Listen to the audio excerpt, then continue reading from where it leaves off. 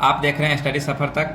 इस लेक्चर में हम देखेंगे कुछ टर्म, देखेंगे कोऑर्डिनेशन कंपाउंड में क्या टर्म। उस टर्म को हम समझने के लिए हम यहाँ पे कुछ एग्जांपल लिए हैं। जैसे फर्स्ट में है K4Fe का होल 6, CONH3 का होल 6 इन 3 CH3, COClNH3 का होल 5 Cl2, NiCl2H2O का होल 4, COEN मतलब होता है ethylene ethane 1,2 diamine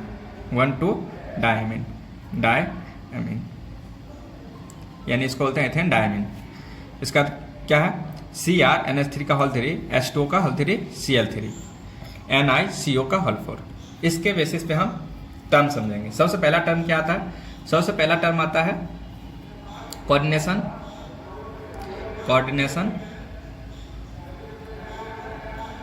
entity. Coordination entity क्या होता है? कोऑर्डिनेशन एंटिटी होता है, इसमें बोलते हैं मेटल और लिगेंड, यानी मेटल लिगेंड से किस प्रकार जुड़ा हुआ है वो चीज़ जो जुड़ा हुआ है, मेटल अटैच टू लिगेंड। तो इस कंपाउंड में इट्स constituents coordinate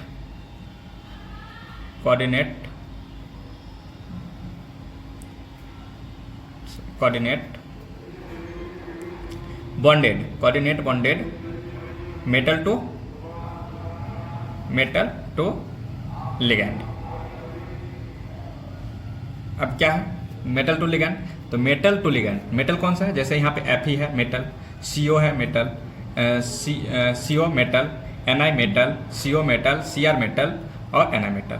अब ये बताना इसका एग्जांपल में क्या हो जाएगा। जैसे हम देखते हैं, जैसे यहाँ पे लिखा हुआ है K4 FeCN का होल 6, तो ये Fe और Cn का होल 6, ये जो हुआ ये हो गया आपको कोऑर्डिनेशन एंटिटी। इसको बोलेंगे कोऑर्डिनेशन एंटिटी। क्यों? Constituent coordinate bonded metal to ligand, इसके कोऑर्डिनेट बॉन्ड, इसका जो पीछे कोऑर्डिनेट बॉन्ड है उसको बोलते हैं हम metal identity, sorry coordination identity.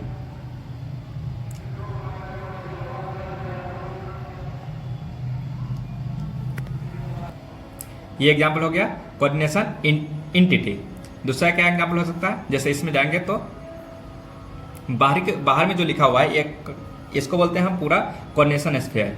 ये जो कोऑर्डिनेशन स्फीयर है, ये जो देख रहे हैं आप, ये जो देख रहे हैं कोऑर्डिनेशन स्फीयर है। तो कोऑर्डिनेशन स्फीयर जितना है वो सब यहाँ पे एग्जांपल आ जाएगा। जैसे हो गया CONH3 होल 6, उसके बाद COClNH3 का होल 5। इस तरह से जितना कोऑर्डिनेशन स्फीयर के अंदर है सब में आप कोऑर्डिनेशन स्फीयर वाला यहाँ पे एग्जांपल ला सकते हैं। ETC बहुत सारे एग्जांपल, इसके अलावा भी बहुत सारे एग्जांपल होगा। तो इसका बाहर वाला क्या बोलते हैं? जो बाहर में देख रहे हैं, बाहर में जो बाहर वाला देख रहे हैं इसको बोलते हैं हम आयोनाइजेशन स्फीयर। इसको बोलते हैं आयोनाइजेशन स्फीयर। ये जो बाहर में है ये कुछ नहीं है, बाहर में जो लिखा हुआ है इसको बोलते हैं आयोनाइजेशन स्फीयर, इसको बोलते हैं कोऑर्डिनेशन स्फीयर। ठीक, ये हो गया आपको मेटल जिसको बोलते हैं सेंट्रल एटम। और ये जो देख रहे हैं ये हो गया लिगेंड। ये Cn हो गया इधर लिगेंड। क्या वो लिगेंड है? इधर 6 गो लिगेंड है Cn वाला। यहाँ NH3 6 गो है, तो यहाँ 6 गो लिगेंड है, यहाँ 5 गो लिगेंड है, 5 लिगेंड, और यहाँ पे 6 लिगेंड है। ठीक, यहाँ पे क्या 4 और 2 6 गो लिगेंड है।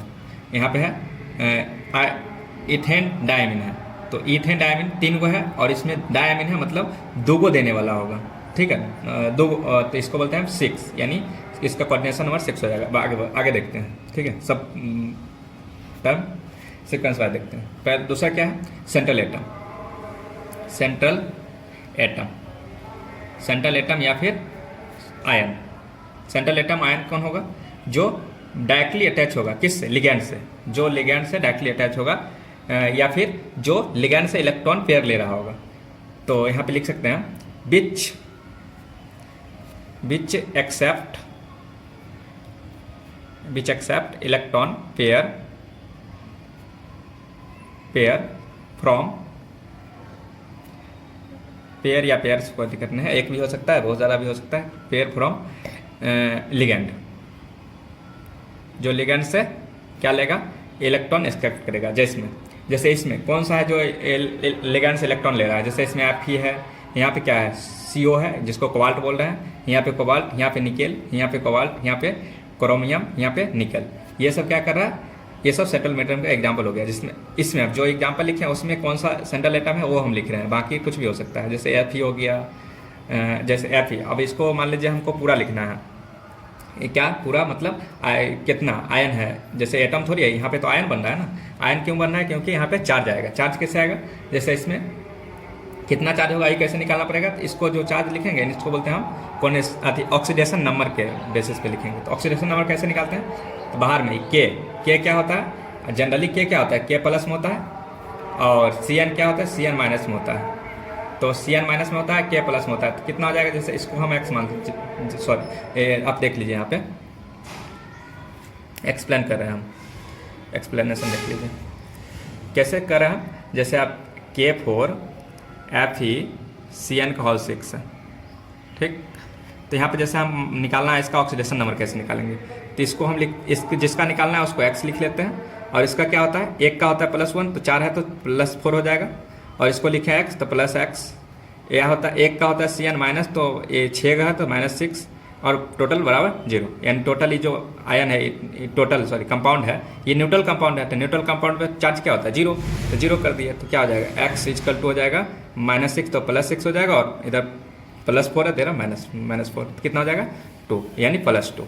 तो x क्या आएगा +2 मतलब इस पे +2 चार्ज है, यानी इसको +2 चार्ज, ये ऑक्सीडेशन नंबर हो गया। इसी प्रकार से आप निकालिएगा सबको, जैसे Cl-1 होता है और NH3 होता है, ये न्यूट्रल होता है, NH3 न्यूट्रल होता है, Cl- में होता है, H2O न्यूट्रल होता है, En न्यूट्रल होता है, और NH3 ये भी न्यूट्रल होता है, H2O न्यूट्रल होता है, CO न्यूट्रल होता है। तो आप इसको कर लीजिएगा, तो हम लिख देते हैं डायरेक्टली कितना कितना आएगा। जैसे यहाँ पे आ जाएगा CO +3 में आएगा, उसके बाद CO +3 में आएगा, उसके बाद आ जाएगा इसमें भी +3 में आएगा। तो एक ही एग्जाम्पल लेंगे ना, चूँकि हमको सेंट्रल मेटल दिखाना है, तो एक ही एग्जाम्पल लिए। उसके बाद इसमें क्या आ जाएगा +2 Ni +2, इसमें कितना आ जाएगा, वही CO +3, और इसमें Cr +3 आएगा, Cr +3, इसमें कितना आ जाएगा Ni, ठीक। Ni मतलब इसमें चार्ज नहीं होगा, Ni यहाँ पे 0 चार्ज है, और जब 0 चार्ज है इससे कोई चार्ज नहीं आएगा। तो ये हो गया आपको सेंट्रल एटम या फिर आयन। तीसरा क्या देख रहे हैं, तीसरा देखते हैं कोऑर्डिनेशन नंबर। कोऑर्डिनेशन क्या होता है, कोऑर्डिनेशन नंबर क्या आप देख रहे हैं। कोऑर्डिनेशन नंबर, जैसे कोऑर्डिनेशन किसको बोलेंगे, तो कोऑर्डिनेशन नंबर बोलते हैं सिग्मा बॉन्ड, यानी लिगैंड और मेटल के बीच, यानी सेंट्रल एटम और लिगैंड के बीच कितना सिग्मा बॉन्ड बन रहा है, उसको बोलते हैं कोऑर्डिनेशन नंबर। तो जैसे यहाँ पे चेक करते हैं, जैसे फर्स्ट एग्जांपल में देखते हैं K4 FeCN का होल 6, इसमें अगर देख रहे हैं कोऑर्डिनेशन नंबर क्या होगा, कोऑर्डिनेशन नंबर मतलब सिग्मा बॉन्ड किसके किसके बीच, कौन सा सिग्मा बॉन्ड, तो ये अंदर जो है ये इसको बोलते हैं सॉरी कोऑर्डिनेशन स्फीयर के अंदर सिग्मा बॉन्ड कितना बनना है, किसके किसके बीच, सेंट्रल मेटल और लिगैंड के बीच। तो कोऑर्डिनेशन नंबर, तो ये समझ गए, total number of sigma bond between metal and ligand, मतलब मेटल और लिगैंड के बीच में कितना सिग्मा बॉन्ड बनता है।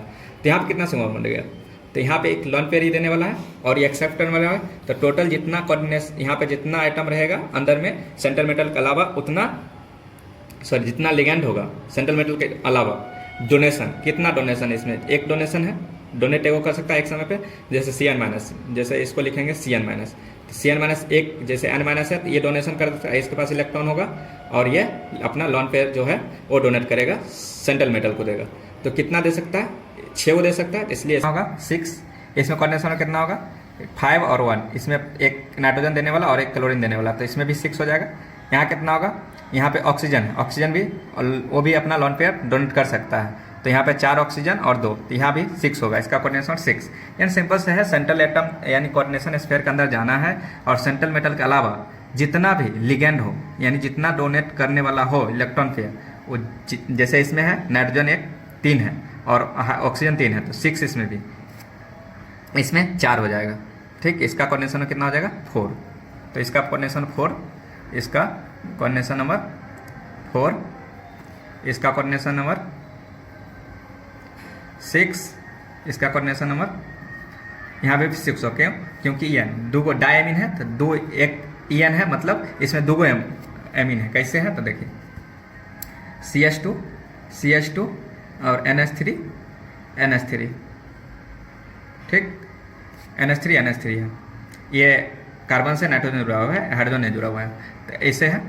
तो इसमें क्या है, एक नाइट्रोजन कभी कार्बन के पास तो कभी वो अपना इलेक्ट्रॉन डोनेट करता नहीं है, उसमें लोन पेयर नहीं होता है, लेकिन लोन पेयर यहाँ होता है, तो 2 है, तो 2 है इसमें, EN में 2 है और 3 है उसका संख्या, तो कितना हो जाएगा 6, तो इसका भी कोऑर्डिनेशन नंबर 6 हो जाएगा।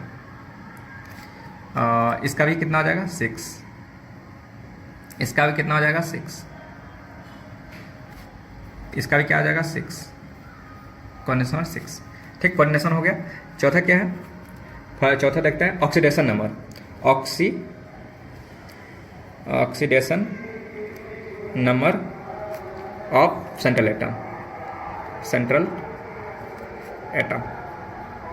तो सेंट्रल एटम सबसे पहले आपको पता होगा, जैसे फर्स्ट में Fe है, Fe का ऑक्सीडेशन नंबर कैसे है, तो ऑक्सीडेशन नंबर निकालने का सीक्रेट ये है, यानी ट्रिक ये है, आराम से ट्रिक कहिए या फिर जो भी कहिए, इसको ऐसा ही निकाला जाता है। जिसका निकालना है उसको x मान लेना है, और ध्यान रखना है, जैसे K किस में होता है, जनरली +1 होता है, और Cn -1 में होता है, तो यहाँ +1 होता है, 4 है तो +4 लिए थे, और F मतलब x माने थे जिसका निकालना है, और -6 क्योंकि यहाँ पे Cn माइनस में होता है, और Cn माइनस होता है, और 6 है तो -6, तो ये हो गया +2। उसी प्रकार जैसे अब इसका हो गया +2, Fe +2।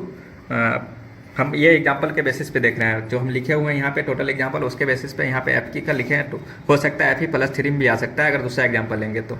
उसके बाद क्या हो जाएगा, जैसे CO का क्या है, तो CO का यहाँ पे है, जैसे CO, जैसे यहाँ पे देख लेते हैं, हम लिख लेते हैं एग्जाम्पल, CO NH3 और बाहर क्या है Cl3। तो यहाँ पे हम जिसको निकालना है उसको x मान लेंगे, और प्लस ये क्या हो जाएगा, हम जानते हैं न्यूट्रल होता है, ये अमोनिया न्यूट्रल होता है, चूँकि कोई भी अगर कंपाउंड लिखा हो उस पर तो ये कंपाउंड है, अमोनिया क्या है, कंपाउंड है। ठीक, ये कंपाउंड है, मॉलिक्यूल्स है, सॉरी मॉलिक्यूल है, कंपाउंड है, मॉलिक्यूल है। तो ये मॉलिक्यूल क्या है, इस पर कोई चार्ज नहीं है, टोटल चार्ज 0 है, तो इसलिए 0, और यहाँ Cl तो माइनस में कितना हो जाएगा Cl, तो -3 बराबर 0, तो यहाँ क्या हो जाएगा +3, तो ये हो जाएगा +3 में। ठीक, ये हो जाएगा +3 में, और ये आप ही कहाँ से लिखे हैं तो हम लिख देते हैं यहाँ पे, नहीं तो आप लोग कोई सा एग्जाम्पल सेट कर दीजिएगा। तो ये हो गया K4, इसमें Fe का जो ऑक्सीडेशन नंबर है +2 है। और अगला एग्जाम्पल देखें तो अगला एग्जाम्पल में जैसे NiCl2 और H2O होल 4, तो इसमें क्या हो जाएगा, इसका भी 2 आएगा। कैसे, तो इसको -2 ये और ये 0, तो -2 उधर जाएगा तो +2 आ जाएगा। ये H2O न्यूट्रल होता है, तो ये हो गया +2 में, तो ऑक्सीडेशन नंबर निकल गया।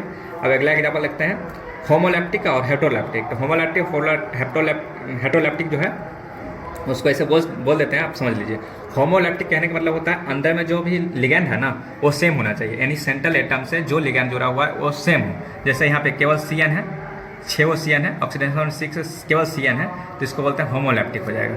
यहाँ पे क्या हो जाएगा, अंदर में जाना है हमको कोऑर्डिनेशन स्फीयर में, कोऑर्डिनेशन स्फीयर के अंदर देखना है कि लिगैंड सेम है या डिफरेंट है। तो यहाँ पे जैसे NH3 है, लिगैंड सेम है, इसको तो सेंट्रल मेटल बोलेंगे। ये हो गया आपको लिगैंड, यहाँ पे सेम लिगैंड है तो ये हो गया होमोलैप्टिक। यहाँ पे क्या हो गया, एक लिगैंड दो टाइप का लिगैंड है तो इसको हो गया हेटरोलैप्टिक। यहाँ पे क्या है Cl है और यहाँ H2O, ये भी अलग अलग है तो ये हो गया हेटरोलैप्टिक। यहाँ पे क्या है EN है तो E भी होमोलैप्टिक हो गया, क्यों, क्योंकि सेम लिगैंड है। और यहाँ क्या हो गया, NH3 अलग है और H2O अलग है, यानी 2 टाइप का लिगैंड है, इसलिए ये हो गया आपको हेटरोलैप्टिक और ये हो गया होमोलैप्टिक। तो आई होप होमोलैप्टिक और हेटरोलैप्टिक आपको समझ में आया होगा। अब अगला जो है कोऑर्डिनेशन पॉलीहेड्रॉन है। कोऑर्डिनेशन पॉलीहेड्रॉन कहने का मतलब जिसमें आप ज्योमेट्री देखते हैं, जैसे टेट्रागोनल क्या होता है, बाय पैरामिडल क्या होता है, ऑक्टाहेड्रल क्या होता है, ये चीज़ होता है। तो ये चीज़ बहुत एक अच्छा सा लेक्चर में आपको बताया जाएगा ज्योमेट्री के बारे में, जिसको बोलते हैं हम कोऑर्डिनेशन पॉलीहेड्रॉन। और लिगैंड का एक सेपरेट लेक्चर आपको मिलेगा जिसमें आपको लिगैंड कितने टाइप होता है। जैसे आप यहाँ देखें ना, अमोनिया देखे, जिसको साइनाइड बोलते हैं, एशियन बोलते हैं साइनाइड।